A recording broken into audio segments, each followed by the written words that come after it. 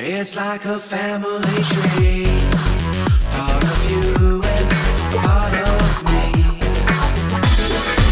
And if we should separate, go your own way, I won't wait.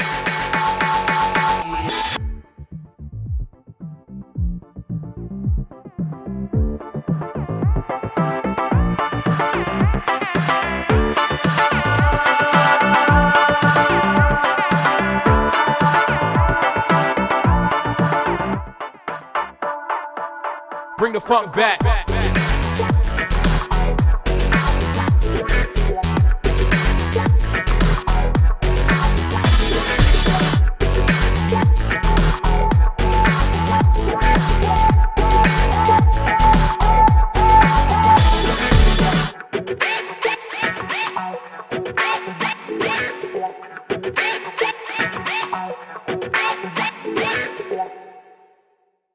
Je sais qu'il y en a plusieurs d'entre vous qui sont impatients de lire le tome 2 de Saute au cochon, qui va avoir comme sous-titre L'arme du crime, parce que, bon, on va développer sur le procès principalement de Généreux Ruet, qui a fabriqué l'arme du crime qui a servi à causer la mort de 23 personnes le 9 septembre 1949, au-dessus, justement, de la petite localité de Saute au cochon.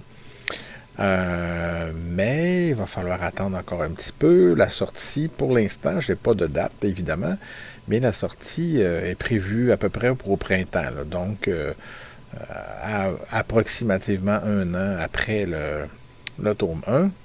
Peut-être que ce sera avant, on verra.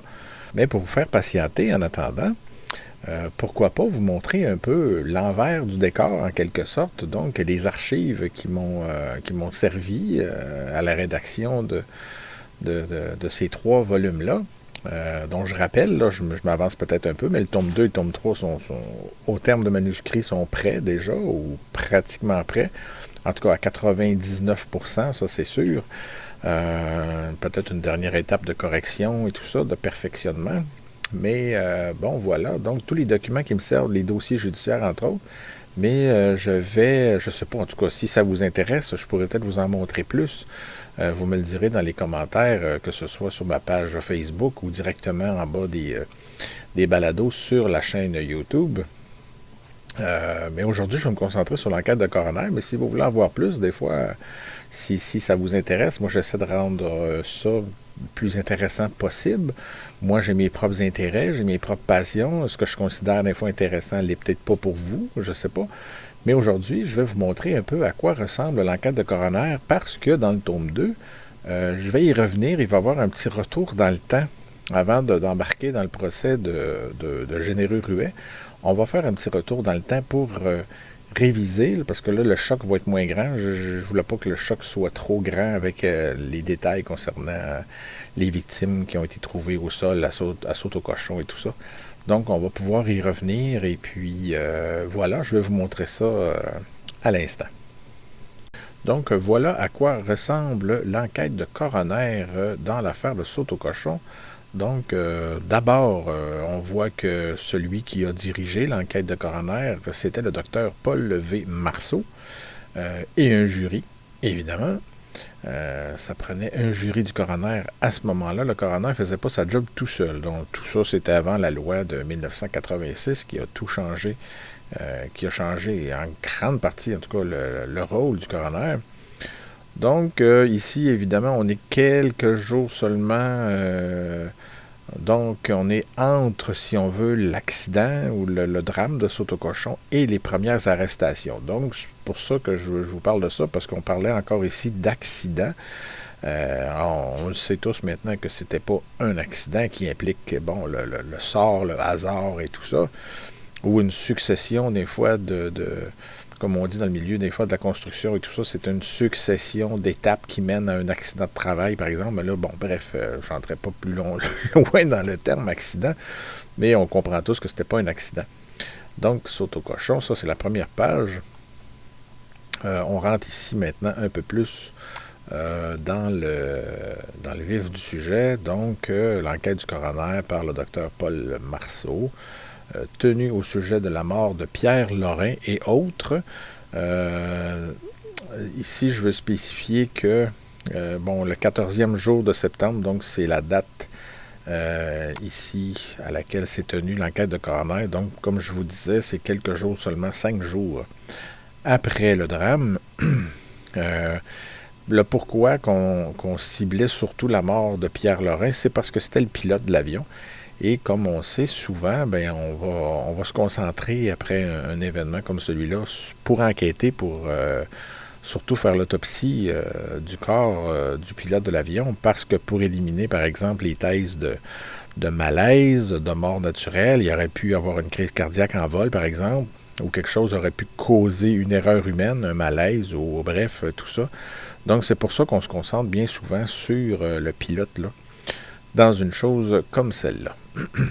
Donc, le premier témoin appelé à l'enquête du coroner, c'est Willie ou Willie Lamonde, mais bon, le nom qui revient le plus souvent, de la façon que je l'écris, moi, c'est Willie, pour William Lamonde. C'est un jeune homme de 24 ans qui, lui, était agent à l'aéroport de l'ancienne Lorette.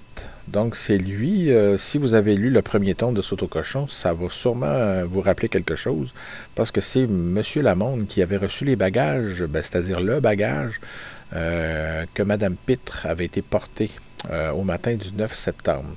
Donc, c'est lui qui avait reçu la fameuse bombe, si on veut. Maintenant, on le sait, avec le procès, ce n'est plus une présomption d'innocence, parce que Gay, à l'étape où on se parle, avant le tome 2, Gay a été condamné. Donc, c'est un fait qu'il y avait une bombe dans ce paquet-là. Donc, dans un premier temps, on fait dire le coroner, c'est le coroner qui interroge M. Lamonde, donc qui lui fait dire que c'est lui qui a la liste des passagers, parce qu'évidemment, l'enquête de coroner a comme but d'éclaircir les circonstances, si on veut, du décès. Dans ce cas-ci, il y en a eu 23 décès. Donc, il faut prouver les 23 personnes comme quoi qu'elles sont vraiment décédées. Donc, c'est pour ça qu'on parle de liste. Et on va voir d'ailleurs, donc on commence, c'est un petit peu aléatoire, là, mais on commence par une première victime, donc M. Scholar, ici, là, qui a été identifié par Gilles Bello, tout ça.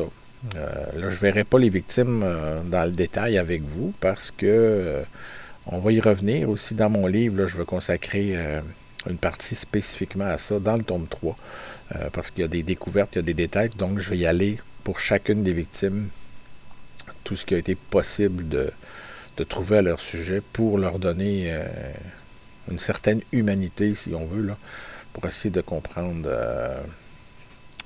qui elles étaient, ces victimes-là. Évidemment, parmi les victimes, il y avait Madame Gay, que l'on voit ici, de son vrai nom Rita Morel. Donc, elle a été identifiée par son beau-frère Gérard Denis. Voilà, c'est quand même important, parce que c'était elle, la victime, qui était visée par Albert Gay. Donc, elle avait 29 ans, tout ça. Donc, on voit tout ça ici. Elle habitait à 90 rue du Roi à Québec au moment des événements.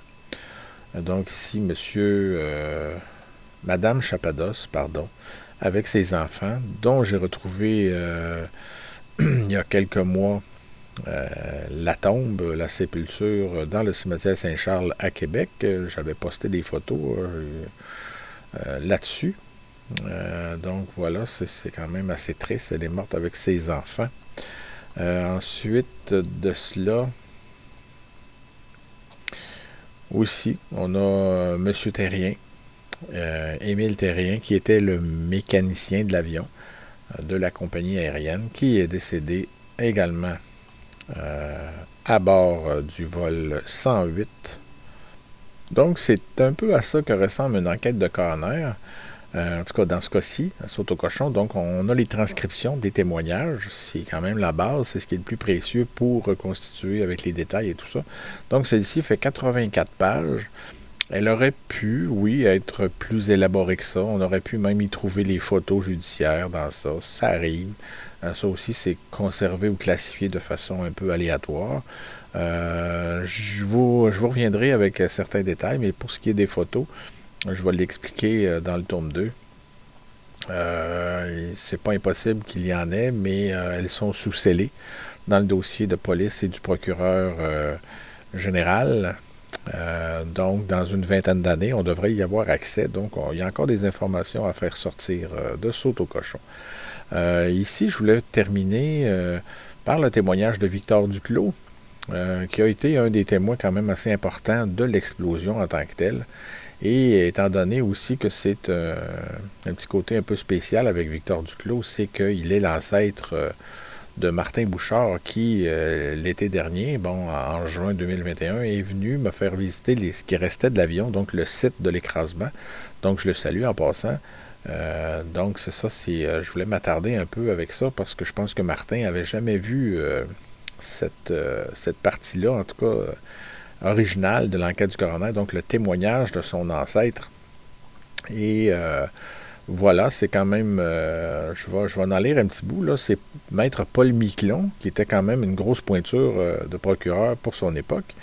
Miquelon, quelques années même après le Saute-au-Cochon, c'est lui qui est devenu juge par la suite, et c'est lui qui a présidé le fameux, le célèbre procès de Wilbert Coffin en Gaspésie. Mais pour l'instant, on va rester sur Monsieur Duclos et Saute-au-Cochon. Donc, il lui demande ici, Monsieur Duclos, est-ce que vous avez vu l'accident, vous? L'accident, j'ai vu, souvent c'est interprété, ici on voit qu'il y a eu, mettons, la réponse a été coupée en deux, là. C'est pas fluide quand on lit comme ça. Est-ce que vous avez vu l'avion avant qu'il tombe? Oui. Donc, il a vu avant qu'il tombe. J'ai rien que eu le temps de rentrer sous mon camp. L'explosion s'est faite. Donc, on comprend qu'il rentrait dans son campement, son chalet, et l'explosion s'est produite à ce moment-là. Il était sous le camp, c'est ce qu'il dit. Par rapport au témoin qui vient d'être entendu, étiez-vous loin? Lui, s'il était loin, là, parce que l'on parle d'un autre témoin qui a eu lieu juste avant, mais que là, je ne vous ai pas montré.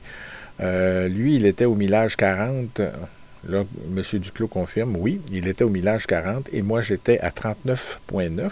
Donc, les habitants du coin vont savoir sûrement de quoi je parle. Moi, j'en ai aucune idée. Mais c'est le millage, je pense, là, sur la voie ferrée qui longe le fleuve au bas de la côte là, de Saute-au-Cochon. Mais exactement pour vous dire où, là, ceux qui habitent dans le coin sont mieux placés que moi pour le dire. Donc, alors, dites donc ce qui vous a frappé, ce que vous avez vu. Donc, M. Duclos répond, ce que j'ai vu, j'ai sorti sous mon camp, j'ai vu venir l'aéroplane, c'est la façon qu'on décrivait un avion à cette époque-là, le mot revient souvent pour plusieurs personnes. Donc, j'ai vu venir l'aéroplane, j'ai rentré sous mon camp, je n'ai pas eu le temps de rentrer, l'explosion s'est faite. J'ai sorti et la boîte est tombée à côté de moi. Parce que là, il faut dire que M. Duclos a quand même eu beaucoup de chance. Il a vu l'explosion dans les airs. Il y avait un paquet de choses qui partaient dans tous les sens, mais il y a une boîte qui a tombé à ses pieds. Il aurait pu le recevoir sur la tête. Finalement, il aurait pu être blessé, voire même assez gravement. Donc, le procureur Miquelon lui demande, avez-vous entendu l'explosion? Oui. Oui, donc c'est assez évident. Au moment de l'explosion, est-ce que vous avez regardé? Est-ce que vous regardiez l'avion? Non. Il n'a pas vu au moment autrement dit que l'avion a explosé, mais le boom, c'est ce qu'on comprend, le boom a attiré son attention, puis là, il a vu qu'il y avait un paquet de débris dans le ciel. Vous ne pouvez pas dire à quel point l'explosion a pu se produire. À peu près vis-à-vis, il commence la réponse, mais il n'y a pas le temps de la finir. Si vous ne regardiez pas, c'est assez difficile, c'est le bruit de l'explosion qui a attiré votre attention. Donc c'est une question, mais c'est le coroner qui interrompt à ce moment-là. Quelle sorte de bruit était-ce? Comme de la dynamite bien chargée. Donc Victor Duclos, comme plusieurs hommes à cette époque-là connaissaient le son et même l'odeur de la dynamite parce que c'était pratiquement en vente libre, la dynamite, à cette époque-là. Et aussi le fait que plusieurs hommes travaillaient avec la dynamite. Donc, que ce soit pour les débâcles, par exemple, au printemps sur des rivières. Je sais qu'ici, à Trois-Rivières, ça se faisait assez régulièrement à chaque printemps. Les débâcles sur la rivière Saint-Maurice, entre autres, je sais que ça s'est dit dans une autre enquête que j'avais lue sur le fameux pont du Plessis, parce qu'il y en a qui avaient confondu le bruit entre l'écrasement du pont et certaines détonations de dynamite. Donc voilà, c'était courant. Donc lui, il a compris, M. Duclos, que c'était tout de suite, là, il a compris que c'était de la dynamite. Ensuite, on voit par les questions de Maître Miquelon, reconnaissez-vous la boîte? Donc, ça veut dire que la boîte qui était tombée à ses pieds était présente au moment de l'enquête de coroner. On n'a pas les photos, malheureusement, mais il confirme d'ailleurs par oui. Seulement, vous ne savez pas ce que c'est que cette boîte-là. Oui, c'est tombé à côté de moi.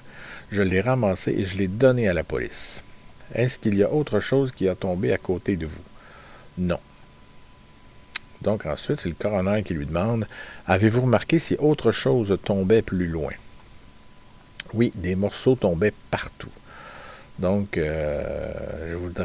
j'aurais jamais voulu être à sa place pour voir cette horreur-là, parce que même l'autre témoin précédemment avait cru voir une jambe parmi les débris qui tombaient du ciel. Donc ensuite, il dit « En entendant l'explosion, l'aéroplane, aussi vite fait que ça, je ne l'ai plus revu. Tout a disparu. On n'a vu rien que des morceaux qui revolaient en l'air. » Donc ça confirme, ça nous donne un peu une idée de l'image d'horreur qu'il a pu voir en 1949. Et la dernière question du coroner, dans sa chute inclinée, il y avait des morceaux qui tombaient tout le long? Oui, tout partout. Voilà, ça conclut le témoignage de Victor Duclos devant l'enquête du coroner. Évidemment, c'est pas long, oui, c'est court, mais on pourrait revenir peut-être là, sur le témoignage qu'il a rendu au procès. Je n'ai quand même mis un petit bout là, dans le tome 1. C'est sûr qu'à un moment donné, ça se recoupe, on donne l'information de base et tout ça, ça peut devenir de la répétition. Mais quand même, c'est pas évident de... surtout après être allé sur les lieux aussi, là, je comprends des fois un petit peu mieux sans que ce soit possible de comprendre à 100% ce que M. Duclos a pu ressentir à cette époque-là, donc de voir tout ça. Mais quand même, on essaie de reconstituer le mieux possible sans juger avec nos yeux d'aujourd'hui. Il ne faut pas juger un fait historique. Ça, j'y reviendrai aussi, là. Il faut essayer de se mettre dans le contexte le plus possible et éviter de juger comme il y en a qui le font. J'y reviendrai. Il y en a qui l'ont fait avec l'affaire Aurore récemment même. Donc, de se permettre toutes sortes de commentaires en analysant des procès avec les méthodes qui se font aujourd'hui. Donc, à mon avis, moi, si je trouve ça malhonnête, ça se fait pas. Il faut comprendre qu'à cette époque-là, les méthodes, oui, pouvaient être différentes, mais pouvaient être très bonnes aussi. Donc voilà, c'est l'enquête de coroner qui fait 84 pages sur l'affaire de Saute au cochon. Donc si ça vous intéresse d'en voir plus, c'est sûr que dans le tome 2, vous allez avoir un maximum d'informations. Mais si vous voulez que je parcours un peu plus les archives que j'ai consultées, dont celle du procès, ben vous me le direz. Si c'est d'intérêt public, moi, j'ai rien contre ça partager. Alors, sur ce, bonne journée. Au revoir.